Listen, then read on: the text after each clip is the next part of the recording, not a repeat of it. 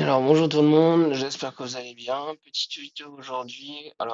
J'ai reçu récemment une demande de l'une de mes apprenants me demandant est-ce que c'est possible de créer une liste. Et à partir de cette liste, quand je choisis quelque chose, là on parle je pense que voilà, on parle de direction, il y a quatre directions, direction un, 2, 3, 4. Et quand je vais par exemple sélectionner direction 1, il va automatiquement me donner la liste qui se trouve ici. Et quand je vais cliquer, je vais sélectionner direction 2, j'ai envie d'avoir la liste ici. Alors, pour répondre à la question, c'est possible. On va utiliser ce qu'on appelle des listes déroulantes en cascade. Ce n'est pas bien compliqué de le faire. Vous avez besoin de connaître la validation des données, comment créer une liste déroulante et la fonction indirecte. Et il y a un petit peu de plage nommée. Je vais vous expliquer ce que c'est. Alors, pour commencer, très simplement, on va se mettre ici et on va taper direction. Alors moi, ce que je vais faire ici, c'est direction 1, direction 2 et direction 4. Alors pourquoi je ne mets pas d'espace? Puisque quand vous nommez une plage, on ne peut pas avoir d'espace. En d'autres mots, on ne peut pas taper direction 1. On peut taper direction 1, ça marche. Ou direction 1, ça marche, mais quand vous tapez direction espace 1, ça ne marche pas. Alors ici, je vais mettre là, je vais taper par exemple direction 1, je vais appuyer sur Entrée, je vais sélectionner cette plage aussi. Alors ça, c'est le travail qui doit se faire avant, hein. Moi, je vous conseille de le faire avant, c'est mieux.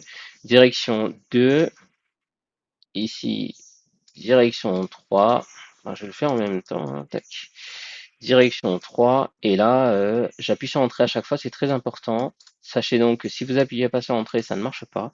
Direction 4. Boum. Alors on vérifie, le premier c'est bon, le deuxième aussi c'est bon, le troisième c'est bon, et le quatrième aussi c'est bon. Ouais, c'est bon. Alors ici, bon, ça on n'a pas besoin. Ça veut dire qu'on va prendre ça, ça, et on va le mettre ici. On va le transposer, voilà, badaboum, ah nickel. Très bien. Alors le menu, ça va être là, qui veut dire on va partir sur la partie direction, qui veut dire que je vais le mettre en couleur. Voilà. Alors ici, j'aurai une liste déroulante qui va reprendre les quatre directions. Je vais cliquer sur Données, Validation des données. Je vais cliquer sur Liste et la source, je vais sélectionner tout simplement. Et je vais cliquer sur OK. Alors là, j'ai ma source. Direction 1, 2, 3. J'ai juste à choisir. Mais l'intérêt ici, c'est que quand je tape direction 1, il va me donner la liste qui se trouve là. Et non là, et non. Alors ici, la liste. Alors comment le faire? C'est très simple. On va cliquer sur validation des données, toujours la même chose, liste. Et ici, on va tout simplement taper égal indirect. On ouvre la parenthèse, on sélectionne la cellule qui se trouve là, on ferme la parenthèse et on clique sur OK. Et là, j'ai, comme vous le constatez, la liste qui se trouve ici. Je clique sur direction 2, j'ai la liste qui se trouve là.